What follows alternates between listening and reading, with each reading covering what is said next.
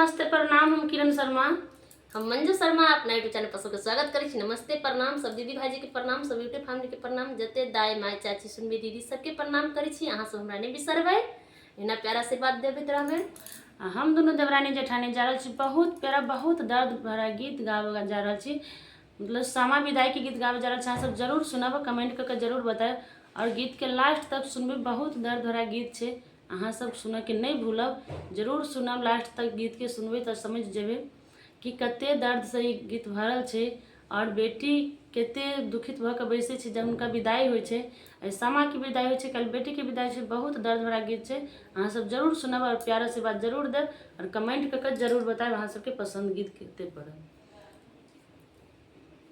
बारहे बरस के है हमारो उमरिया, रमा हमारो उमरिया, तेरा है बरस लेने जाए बारा बरस के रमा हमारो है उमरिया, रमा हमारो है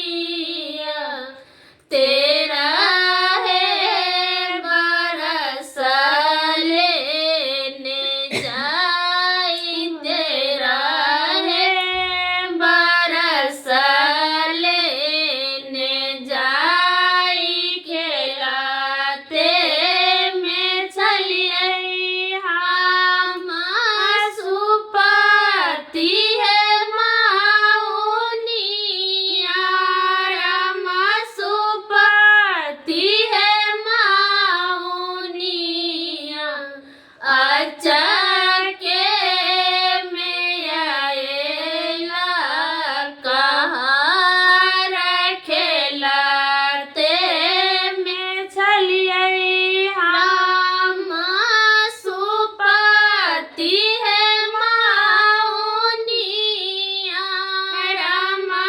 सुपति है माउनिया, अच्छा के में